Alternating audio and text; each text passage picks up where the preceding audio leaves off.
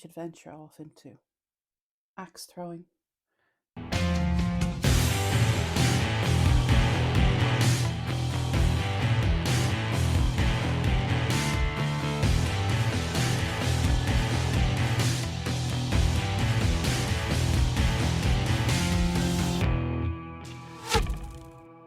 No.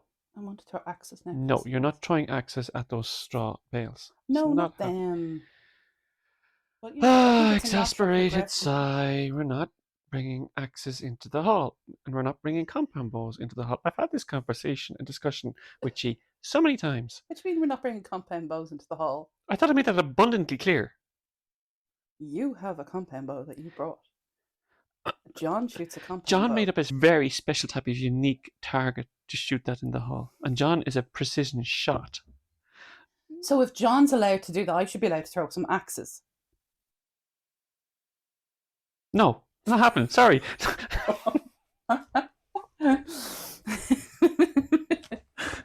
Sick of the control. It's not control. It's just Health and safety. survival instinct. Roberta has an axe. Everyone run. You walk into the hall, guys. Hi, guys. Like, check out my axe. Thor. Oh no, he had a hammer. Sorry. God almighty. At least get your references correct. What's your favourite Thor movie? I don't like Thor. Listen, you can shut up and leave now. He's got nice hair. Right, go on. So, when was it? How long ago now? The first one? Was it Black Castle? Oh, that's going back to, I think that's like a month ago? No, because we had a few of them out. God, it's about a month and a half. Yeah, actually. It was like a month and a half ago, I think. Yeah. And you brought out your bow. I did. I brought my baby with me. You brought your baby with you. And he did well. And you did really well. Yeah, I only did 9 targets, so. That's okay. Because, and this isn't, again, anything that I say isn't to put anybody off, because what I want to do is encourage people, but it doesn't work for me out there. Okay. See, I take everything so literally. So when you guys were like, it's a flat course, I was like, okay, we'll be walking along on flat ground. No, Roberta, you're in a forest, you thick bitch, okay? This is another episode with an E on it now. I'm sorry for the expletives. You're in a forest. When has a forest ever been flat? But my brain was just like, ah. So there was, but relatively speaking, compared to other courses, I suppose it is flat. It is flat. But you have little troughs. You have troughs, you've got ditches, you've got branches. And oh my God, you have trees. Who would have thought? So I only managed 9, and then my back and my hips were like, nah, delusional. But pure fluke, because it didn't happen on the second one. I hit 4 targets, I think. So when you say the second one, are you talking about the actual field round you did in? The second, yeah. Yes, okay, yeah. But I'm so proud of the 45-yard shot that I got. Absolutely, yeah. I was just like, hello. And my first arrow as well. Pure fluke, though. With a 20-pound bow. Yeah. And knowing now what I know now about how to aim it and everything else, because we've been working on it since, I think I literally just pulled it back as far as I could and put it up as high as I could and just hoid it off. To see how it happens. That was... The shots I hit were quite good. Yeah, and your line was excellent as well. Then on the second one, you were saying my line was good. Yeah, so then I was, okay, I'll do the second one. Yeah. So we went along to the leash archery one. And because I had done 9 on the other one, when I started season up around 8, I was like, just keep pushing it and just do 10. Yeah. Because you've just done one more then. Yeah, You're like, don't be going too mad. Sure. So even just getting to the 10, though, was just, oh, Jesus Christ, it was so painful. We won't go into all of that. I don't think people need to know about it. Yeah, so I did the 10, but I didn't shoot well. I didn't shoot well that day at all. That you did okay. Did you? Yeah. I don't know. I wasn't happy with it. But yeah, I realised after that, I was just like, at the moment, unless I turn into Bionic Woman, that's not going to work for me.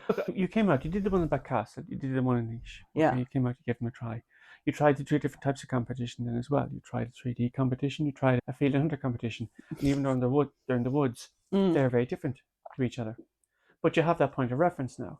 And we're about, when you're back up and at it, we're going to explore a whole other type of archery, target archery. Yeah, because there's a whole other avenue there as well. Yeah, and again, this is where archery is very inclusive of people, because obviously at the moment, or obviously with the physical things that I have going on, outdoors is not going to work unless somebody is going to be carrying me around. Outdoors can work. The outdoors, what I was doing, Okay, that scenario. So obviously, Strongbow are going to be hosting an event. Yes. Outdoors. Yes. And that is going to be something I'll be able to do. Yes. Because it is on flat ground. It's on flat ground. And it's a target competition. It's a flint round. So it's slightly different from what some of the more frequent target competitions that you might come across with in world archery. The flint round it's a target competition, but your distances are varying with each end. And then you shoot your 4 arrows, you score them. I was at 5 arrows. That's really bad. I should know. Anyway, it's 4 or 5. And I'm so glad you're hosting it. So I'll read the rules that morning. It's fine. Like my exams. Brings back memories. Anyway, but the point is that you have varying distances. And that's the challenge there as well. So you're not shooting one distance with the entire round. There's different distances up as close as, say, 20 feet, back to 30 yards. And with each end... Why did you do that? Why did you go from feet to yards? Can you just stick to one, please? To one. Because my brain is crap, okay? So feet works for me. Thank you, because I can picture it in me. When we start doing Archery Ireland, you're going to meters. No, I don't want to. I just got miles and feet, and then people change to kilometers and meters and centimeters. I was like, why? I just no. Some of us don't do numbers, okay? Just leave us with what we have. I was just thinking me walking back the leash one, practically being lapped by people. And I was having to stop and like lean against trees because I was in so much pain.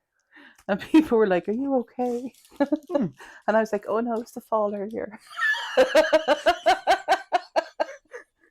I didn't want to say, "No, look, I'm shite. I'm in bits." I'm convinced some people thought I was hungover the whole day because every time you guys went to collect arrows, I started trying to stretch my back and I was leaning over looking like I was nearly vomiting. But I'm convinced people were like, "That she's hungover or something. She's trying not to vomit." I wouldn't be thinking that at all. But yeah, like walking back out, I actually stumbled upon a group who were scoring. And like a Yeti, I came out of not like a Yeti, like Bigfoot, I came out of the trees and was like, "Excuse me," and they all jumped. On the correct path, I might add. Yes, correct. But they all jumped. And I was like, "I'm really sorry. Is this the way out?" Because I did get to a stage where I was like, there's no visible, like obvious way here kind of thing. Scared to be Jesus out of them. And then I was just like crawling along. But there was people, I swear, I saw them pass me and then they came past again. And I was like, what's going on? What kind of regime or work are you going to do yourself personally as you work towards these few little goals we're setting ourselves? Have you anything set down or anything that you're going to do? No. And if you try to get me to use bands at home, it's not going to work. Why not? Because it's boring. I don't have any compliance with any of these types of things. Even if I go to a physio and they're like, "Will you do this at home?" I'm going to say to your face, I will, and I'm not going to do it. Model student. I just hate it. It's so tedious. What am I going to do with the band? Sit there and just do stretches while I'm watching TV or something? I don't know. No, you're not supposed to watch TV. You're supposed to stand in front of a mirror.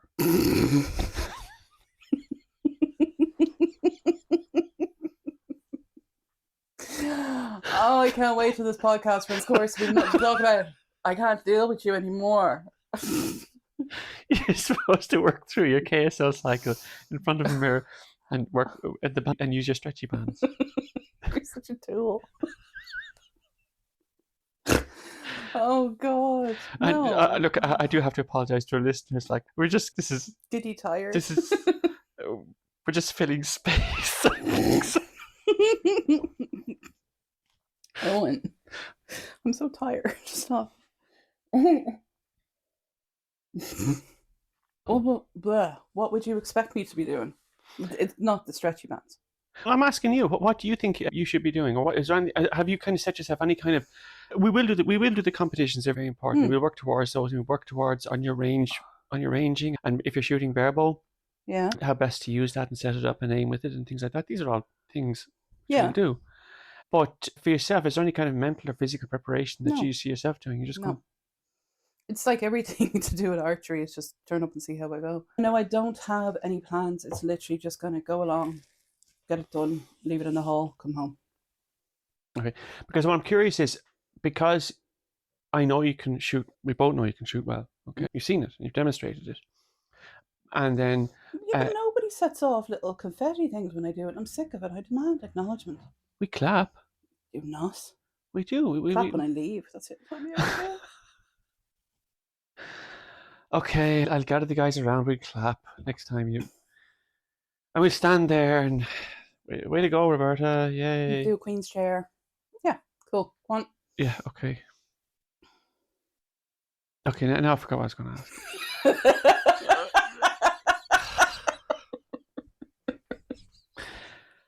And it was a proper question too, and I was so proud of myself. I was going to ask this proper question. Thanks a bunch. But yeah, we know your form is really good. Your expansion's improving, and your grouping is really good as well. And then sometimes it isn't, and that's fine too. Mm-hmm. And what I want to do is, because when you're doing a particularly target competition, it is very much about consistency, and you have to maintain that standard throughout that competition. Yeah. Okay. And that's what I'm trying to figure out with yourself, is how we get to maintain and hold on to that consistency for a whole day. Yeah. And that's why I keep going back to the whole focus thing. Now, if during the day, obviously the physiological kind of constraints kick in, look, like anybody, you have to put your bow down and take a break. That's just the reality of it. And I'd say it to anybody. But we know you can shoot. We know you can shoot well. And what I'm trying to do is get to a point where we can do that on a consistent basis. And I'm wondering what your thoughts and what your kind of feelings and input is on that. It would have to go to a very basic childlike state. You mean where regressive therapy? No, absolutely not. Jesus Christ. Where I will need to get dopamine consistently so that I don't brain fart and change stuff because I'm not getting that hit. You need constant praise? Ew, no, I don't have a praise kink. Jesus, no. I thought you were going about not about dopamine. No, it's more to do with I obviously to get that dopamine, it's going to come from good shots and good grouping and everything. Yeah. And in order to do that, I have to be consistent. So I have to reconcile it all in my head to be like, you have to do that to get the end goal, which is the dopamine. And if I don't get the dopamine, that's when I'll start shuffling, or that's when I'll change something with my anchor point, or that's when I'll change. But are you not being really unfair to yourself then by kind of threshold? No, because that's ADD. Okay. So if it doesn't give me the hit that I need, I'll change that until it does. Okay, but then we're getting back to where you're going to maintain a certain level a particular and level of consistency throughout the entire day. Yeah. And to achieve that, that's the thing. If I start shooting badly, see, that's where I'll go, no, don't like, and change something. Yeah. And that might affect the consistency. Do you understand? And I can tell you here now, it will affect the consistency. Yeah. Especially when you have been consistent and when you have a bad end, as we all do. If I have constant bad ends, then I'm going to change it. Okay. But this is where we're going to work towards getting that consistency of I don't like thinking about your shooting as a consistent series of bad ends, because that's not fair in your shooting. I mean, your shooting is much you shoot. I think the only way my shooting, and I hate talking about myself like this because it sounds so big-headed, but I think the only way it's going to be consistently bad is if my head's not right. Okay.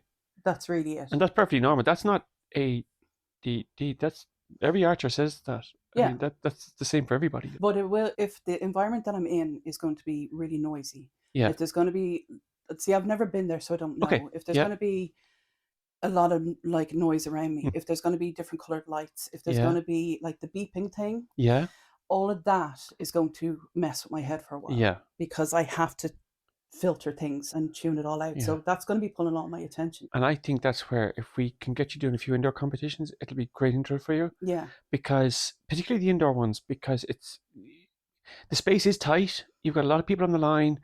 You have the bleepers and the noise and all that.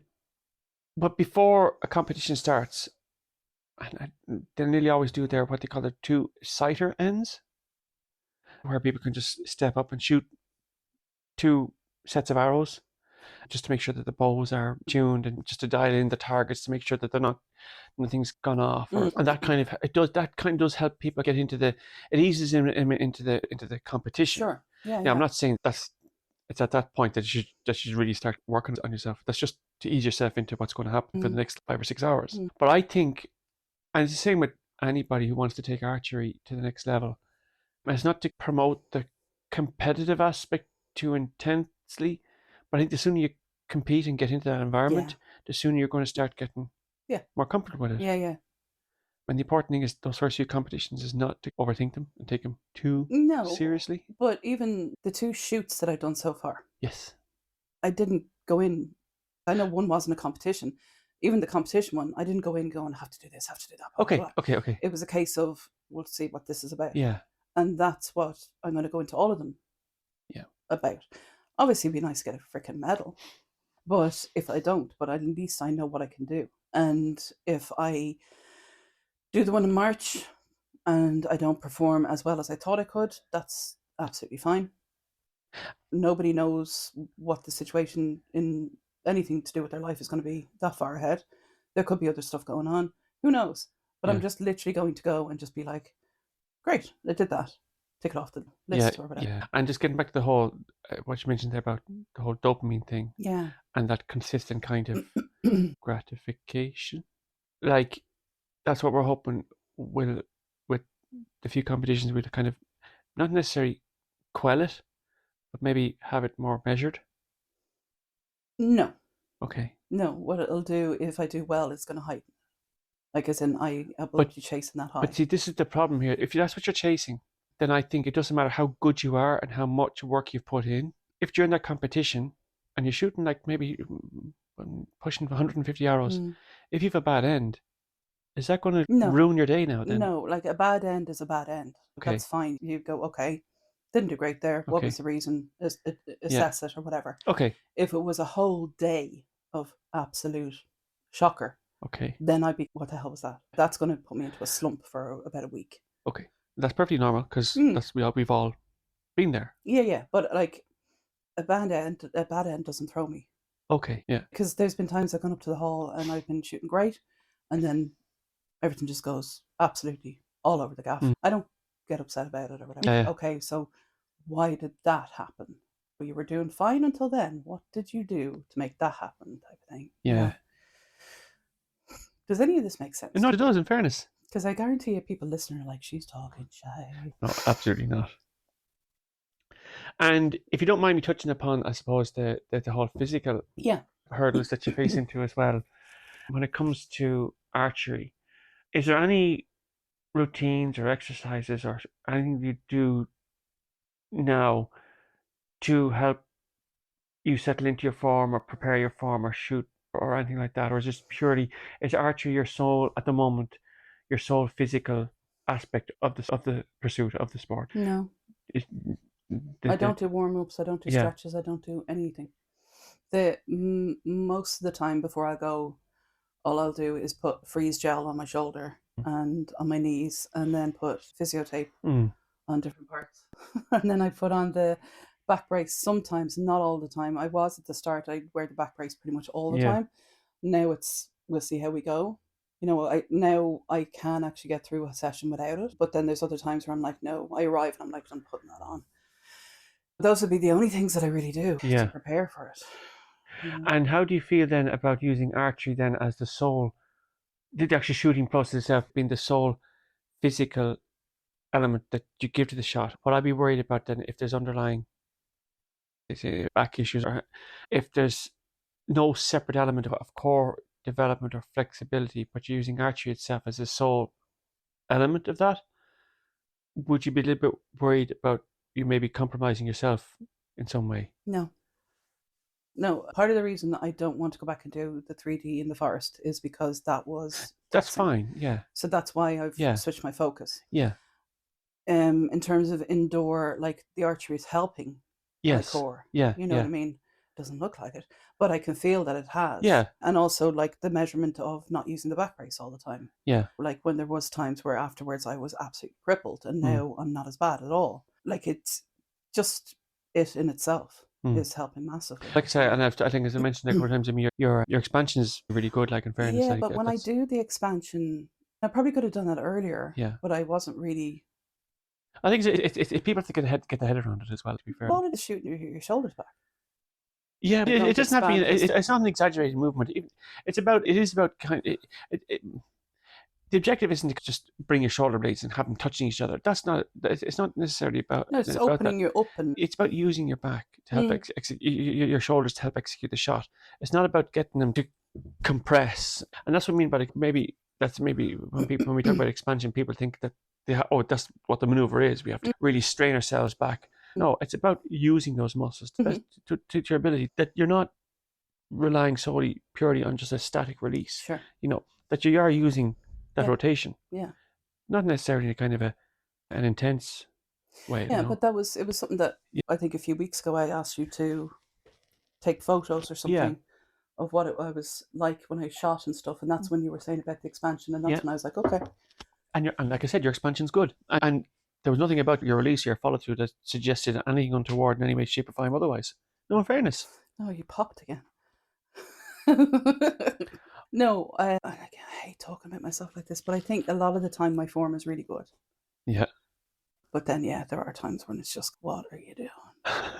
What the hell is this? But again, I think a huge amount of it is down to what's going on in my head. Yeah. It really is. That's where I suppose the repetition and the practice comes in then as well, and giving yourself a bit of space then as well. Not every end is going to be perfect, and even then a set, you're going to have days like where they're just going to be. That's what it is. Yeah. Like it's a sport that can't be perfected. Correct. Unless you have a broom handle arrow. Oh yeah, it's a whole other You thing. know what I mean? Yeah, it's and that's, I think once I accepted that, then I'm not going to be perfect at it, because you can't be perfect at it. Yeah. That made it a lot more fun and a lot more interesting. And you mentioned before about, I suppose, the immediate delivery of kind of results and that. But how do you feel about the need then to pace yourself to get to that point where you can compete and compete well? There is a journey involved there. How do you feel about that journey? Well, that's another thing that I had to put aside is, again, it's all about ego. Yeah. And my whole thing of I have to be the best. And if I'm not the best, I'm not doing it. But with archery, I've been, okay, be realistic about it. Stop being a dickhead. Grow up. If you want to get to the end result, you have to go through all of this stuff first. And again, for some reason, it's only with archery that I can do that. Okay. There's other stuff where I'll be like, no, grand, and I'll throw it away and I'm done. And why do you think that is? I think it's because of it's multifaceted. Okay. That's my big word for today. You're not getting anything else from me. You squeeze that in there. Yeah. Very nice. I was going to use it, but no. It's mine now. But yeah, I think it's because it's multifaceted. It just keeps my interest, again, because I have ADD. It's up for shooting rounds, ends, and I get bored and I'm like, can we shoot balloons now? Yeah. Or can we shoot the frog? But it's interesting to say that when you mentioned ADT. ADT, sorry. And what does that stand for? Attention deficit disorder. But it's actually, when I was diagnosed, it was ADD because I have attention deficit disorder, and then there's ADHD, which is attention deficit hyperactivity disorder. I don't have the hyperactivity part.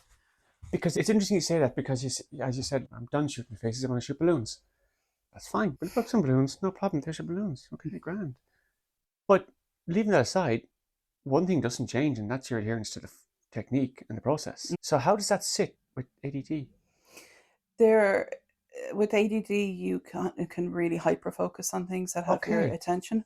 Yeah. And this has held my attention. So sometimes with ADD, like in school, I would start hyper focusing, and I remember I was really bad at maths. Yeah. And I remember there's this one time where something just clicked, and I was working through the whole maths book, and I was getting, and I was checking the answers at the back, and I was like, Jesus, I'm getting this right. And somebody broke my attention, and then I forgot. I couldn't do anything. And that's what hyperfocus tends to be. You get really involved in something, and then somebody breaks your attention, you can't get that back. But with archery, what I tend to be able to do is to be able to switch into a hyperfocus when I'm there. And you could honestly, I know you can't, but you could honestly just go out the door and leave me. and come back in, and I'd still be just like boom, shooting away type of thing if my body would let me do it. Just focused, just completely locked in on it. And that's something you can do like just with archery. With archery. That's really interesting. And is it difficult for you to, because maybe there are interruptions in the hall, to switch back into that or get back into that kind of focus if you're interrupted or somebody kind of comments on something that maybe in a shooting form or something like that? No.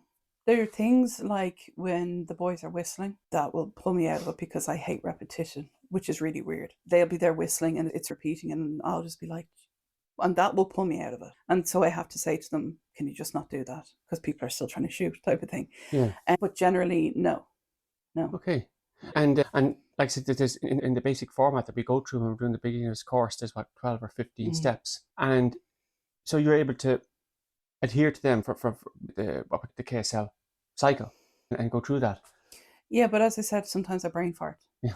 You know what I mean? Which we all do. Yeah, so sometimes my brain will just kind of go, no, we're not doing that. We're going to try this instead. And then you'll say to me, oh, but not in a critical way. You'll just go, oh, I noticed you doing that. What's that about? And I'll be kind of like, Jesus, I didn't even know I was doing it. But that's part of my brain just going, let's just try this for shits and giggles and whatever. But yeah, I found it really interesting in terms of ADD, how calming it is for it. Excellent. And that's because what we were talking about, the mindful element of it as well. Almost because you're almost forced to focus on the process, you're almost, and like that, you've cleared your mind of other things. But getting back to your competition aspirations, is that one of your primary objectives, or do you see archery now that you're doing it for quite a while now? Do you see other elements starting to emerge as to where you might want like what? Like for example, you're already playing a huge role in the running of the club. Well. You are. God, 2 minutes. Absolutely, and subtle hint there. Yeah. Subtle prompt. But did you see yourself going down other avenues as well? And is there anything that you feel that could be a potential long-term or medium-term impediment to you getting to where if it's a competition or maybe coaching or shooting better, is there something that you feel you really need to have to get over or work on or fix or resolve or whatever, whether it's physical or mental or anything like that? Would I be just completely narcissistic if I said no? Okay. Would I though? No. Because I know I'm not perfect at all. Yeah, you know what I mean? Yeah. I'm aware of that, but there's nothing that I look at it and go, oh, there's an obstacle there. Yeah. Because again, with the whole thing, it's been a case of go in and see how you go. Yeah. And I suppose until that thing happens, yeah, I don't really know. Because at the moment it's going fine. So how do you feel about, because remember when you, after the first when we finished the beginner's course, and we keep going back to that beautiful border bow that Nick brought in, the 43-pound bow, is an absolute beauty, and the power in it as well. Beautiful. And we had to really bring it back down and just slow things down a bit. Not yet. And you sent me the message and you're like, bitch, you're delusional. Put the bow down. He didn't. I just put a disclaimer there. I sent it to you from across the hall because I did not want to wander over there. Yeah. Put that down. What are you doing? Where I was going with that. But like that, look, archery is a journey in many ways like that.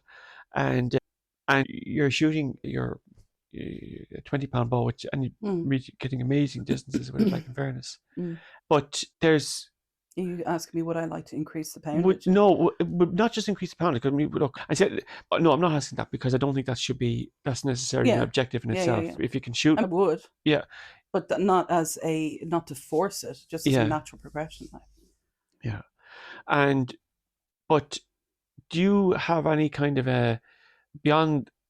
And I think I was asking this earlier. Beyond the competing and improving your form and your grouping, and if not coaching, do you have any? Where do you see yourself beyond that, or do you have any longer term objectives, or as you say, it's just meeting your needs now on a day-to-day basis? It's literally the only focus I have at the moment is getting used to the new bow. Yeah. New bow type. Getting the anchor point, stop hitting my fucking arm, and just get to the competition and see how I go. All of them, to get to all of the competitions and see how I go.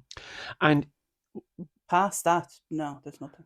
I if you haven't really were planned to anything. see yourself walk into the hall again for the first time, what advice would you give yourself walking there the first time, the very, very first day, knowing what you know now? If you saw yourself walking in there, Probably you grab that person, take him aside, and you say, "Look, I'm going to have this chat with you."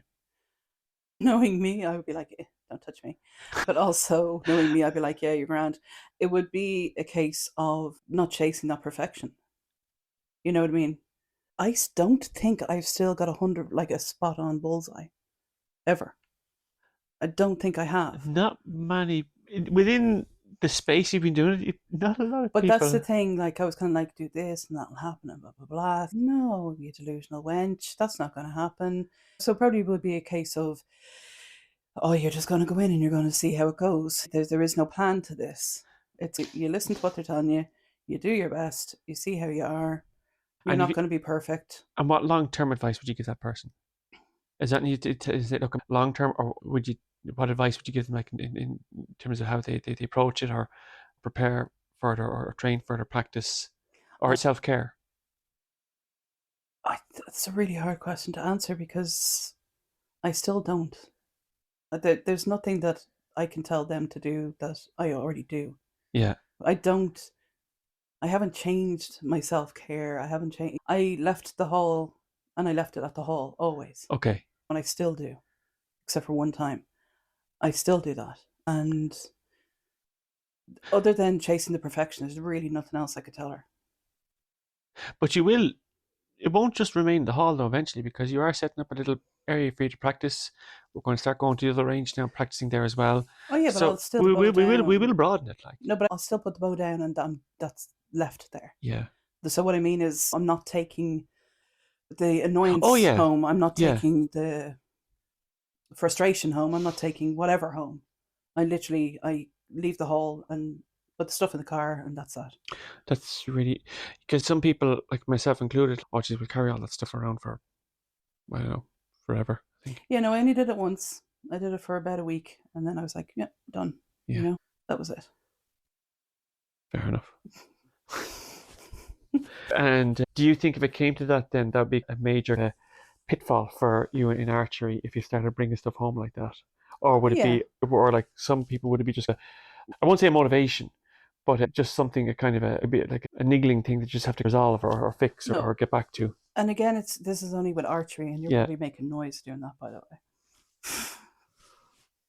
He was itching his neck. I wasn't, I was massaging my neck. Okay, the microphone's rubbing off your top. Oh, okay, sorry. Fine. Okay. Can't get the staff. I'm going to sit really still. I'm going to touch my neck. I'm not going to click my ankle. I'm not going to slurp my coffee. See, I'm really I said good. nothing about you slurping coffee. Anywho, yeah, no, once if I started taking stuff home and being like, I didn't do this and I didn't do that, blah, blah, blah, then I'm not doing it anymore. Okay. It stops being fun. Yeah. Because I don't want to be lying there thinking if I just did that and I moved that over there and blah, blah, blah. What's that going to change? Nothing.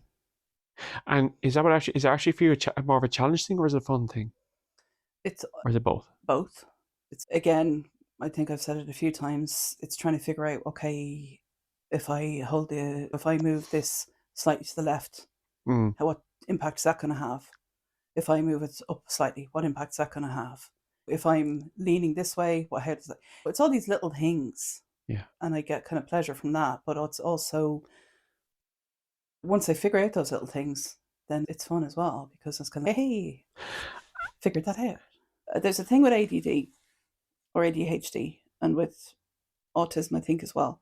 It's called rejection sensitivity dysphoria. So it can be basically where a neurotypical person would have something said to them and they'd be fine and they brush it off. Somebody with ADD or other sort of neurodiverse behavior, or whatever you want to call it, will take it, will be brokenhearted by it. They'll see it as complete rejection of them. And I've never once felt that in the club. I've never once felt like I wasn't accepted, like I wasn't good enough. You know what I mean? Yeah. I've always felt like, even if somebody has said to me, I remember Dermot saying to me, you're releasing too soon or something like that. I didn't take that as a attack or criticism or whatever. I was just, actually, no, yeah, I am. Because I investigated and I was like, yeah, no, I am releasing too soon. Because again, brain farts that day, Yeah. I was just deciding just to shoot Yeah. too soon. Whereas in other things in life, somebody can say something really small to me Yeah. and I will just be devastated by it. I think that's absolutely amazing, because it's not that we're taking a moral principle high ground on anything, because it's a common story you hear in archery clubs around the country. You meet people at a competition or at a venue, and you'll hear the same stories, or very similar stories. What is it about archery and the pursuit of archery, you think, in an archery club that differs, say, from maybe other clubs, that allows people that kind of feeling of safety, or that space to, I don't know. At the end of the day, it's down to the people. Okay. That's what it is. It's down to the people who are there. Like I said, I left my first rugby club, Jesus, as quick as I was in the door. And would you think that's an archery thing or a rugby thing? Is it because is maybe the objectives of those particular sports, like as opposed to like archery as opposed to rugby, or is it just down to the club politic Well, and that's dynamic? how long is a piece of string? Yeah. Okay. Like, one of the things I was thinking is part of the reason there is such a vibe the way there is in the club is because we're not all in competition with each other. It's not a highly competitive Yeah. environment. Rugby, that's all you're doing Yeah. is training for Yeah. competition and for cups and medals and Yeah. everything else. Yeah. Archery, you can just go and shoot. And to be fair to other clubs, I do have to preface it is something, and the story that you're relaying to me is a common story to many archery clubs around the country, because I've heard it many times, and it is something that has piqued my own personal curiosity as well. And that's something which I'm very curious about. What is it about archery that's instilling this in people, you know? It could be the whole thing of it's not specifically competitive. Yeah. Because when it comes to competition or whatever, it's a whole different party that comes out. Yeah. And how do you feel about it invoking because I know it's not something that people engage in, and there's a certain amount of kind of I suppose you have to let yourself go to it as well. Do you find you engage in more personal reflection now since or was that something you always did? Oh, God. Oh, yeah. No, I've always been very introspective, always. Yeah. And it's always been a problem because I go too deep on it. Yes. But then that's what led me to studying psychology and psychoanalysis and everything else. You know what I mean? And that's why I'll always be a lifelong learner, because I have to know, you know what I mean? Not just about me, but it's always... I'm looking at your fascinating collection of books here now, Roberta, in fairness, just to back up what you just said about studying the subject. That's not even all of them. That's annoying. But like that, can you see any parallels from what you've studied to what you're seeing in the club now as well? Can you see, do you know what, that actually makes sense, or that actually rings true to what I've read from Jung or Freud or whatever? Why would you bring them into it? No, I'm going to be completely honest. I had to bring the both of them in, just to balance. You left out like that. No, to be honest with you, when I go in there, I switch off in that regard. Because if I sat there and I just started looking at everybody and analysing everyone, you're not going to get a thing out of me. I go up there to switch off and to silence my brain and to focus on something else other than work, other than health issues, other than home stuff, other than whatever. Yeah. That's what I'm up there for. And maybe that's part of the whole thing, is that we're not... I know some people are more involved in people's lives, each other's lives than other, but we're not all in each other's pockets. Yeah. You know what I mean? We have a bit of a chat or whatever on WhatsApp and things like that, but we're not all... So it's like a little bit of a kind of a safe zone that you can step into and step out of. Yeah. That's really nice. And do you see archery becoming a bigger part of your life now as well? And taking up... I think so. Yeah. I do. I'm not going to travel all over the country for it. Fine. But I definitely want to go out and experience more of it. And especially since that there's 3 of us doing it, it makes it easier. Yeah. Because we can just all get in the car and we can all compete in something, or just go out and just try it out. It's definitely going to be a bigger part. I didn't spend all that money on that damn bow to do nothing with it. First of money. Let me tell you, it's not going to stop there. Know. I've seen so many and I'm like, oh, they're so good. I'm just going to try and just do the best I can do. Yeah. Like, I've always been really competitive. Against yourself? Against everyone. Yeah. To the point again where I'm like, oh, I'm not winning this. Well, I'm not doing it then. You know what I mean? Finding archery that very often you're competing against yourself as well. Yeah. In many ways. Like, I do that as well because I'm okay. last time I shot this. Yeah. And I was happy with that. So I want to do better. And then I don't even know what happens. And I do worse. And I'm like, okay, at least I did that time and that was good. But the way that I tend to do it is I leave the hall and I leave it in the hall. The thing is, I used to volunteer with addicts and homeless people. Okay. And when I first started, I brought it home with me. Okay. And I used to get really depressed because I was Okay. like, this is bull. There's so much crap going on in the world, blah, blah, blah, blah. And then it wasn't doing me any good and it wasn't doing them any good. It wasn't changing anything. It was the way it was. So I apply that to a hell of a lot in my life now. Or like with, God, you can't compare the two, but still. Yeah. With archery, yeah, I shot like shit. But you've left it in the hall. You don't go home and overanalyze it and go on YouTube trying to figure out. No, I don't. Jake Kaminsky and if you do, then videos. we might need to have therapy sessions rather than podcasts. Okay, because a lot of people do. Even after a practice session, it's like, okay, it's 9 o'clock. I have to go home. I'm gonna figure this out. I don't because it's not going to change what happened. Okay. It could okay, fine, you can analyze it and you might make an impact in the future, but you can't change what happened. Okay. And life is too short, so just move on. Okay. I'd have to bring it home now and pick it apart and maybe fall asleep at maybe 3 o'clock. But you know what? I haven't done any competitions, so maybe if I do a competition, that might change. And I'd be messaging you going, what the fuck? Please lose my number. You know what I mean? But no, I tend genuinely, a lot of things in life have just taught me that life is far too short to get hung up on the stuff that you cannot change. Yeah. And that's one of the things. And yeah, I'm going to be annoyed about it, but I leave it in the hall. Yeah, that's fantastic. No, that's brilliant. No, I know, because it's interesting to hear that a different perspective on that as well, because so many people I know have a practice session in the hall and then you might get a text message at like whatever, 11:30 or I don't mind, it doesn't bother me at all. I was watching, you got some very prominent kind of YouTubers out there, very good archers, and they have various videos out there. And I was watching so and so, he's doing this, and what do you think? I'm going to try that in the morning or I'll try that next week. And I'll be like, whatever. No, but that's not to say no. Yeah. I'm following a huge amount of people on TikTok who are archers. They're all compound though, which is annoying me.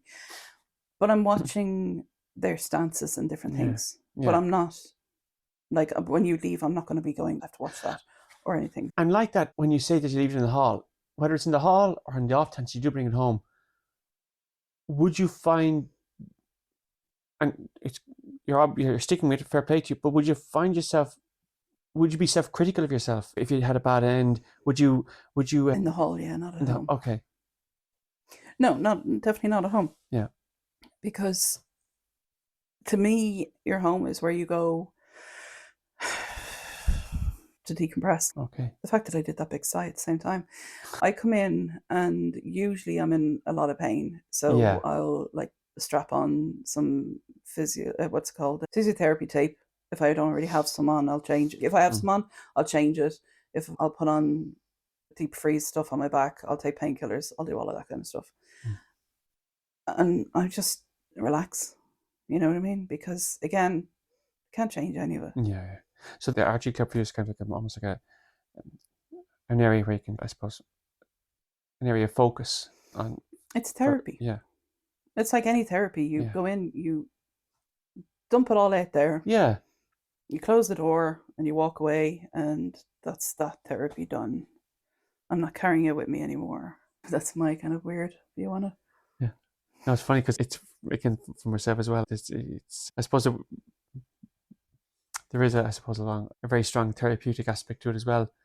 But yeah, I would bring it all home. That's the only difference. But like I said, I haven't done competitions and different things yet, so that could change. You know what? It doesn't have to be a competition to invoke that. Like I said earlier, it could be just about your personal best or something you're just trying to work through. Competitions are, I think, maybe they're one avenue to pursue for sure for exploring your own personal development, your own personal best, but they're not the only one. And it's not by any way a definition of how you are, who you are as an archer. So you could go to a competition and feel the exact same way after a poor competition in the same way you would feel after a very questionable practice session.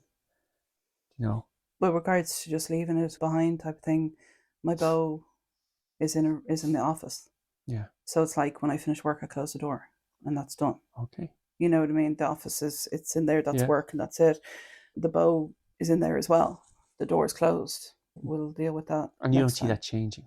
You don't see that changing. No. Okay. There's all of these little boundaries I've had to put in place Yeah. for myself. And do you think if you don't set those boundaries, that you'll somehow compromise your enjoyment of archery? If I'm sitting there and I'm thinking about it all the time and how I have failed, then yeah, it's not going to be fun. But it has to be fun. Yeah. I mean, that's at the end of the day, it has to be fun. And there ends part 2 of our 2-part reflective episode. I hope you enjoyed them. If you have any feedback, you can, of course, let us know. And we will hopefully have you join us again next week. Thanks so much. Take care. Staying by the wall and mind the arrows.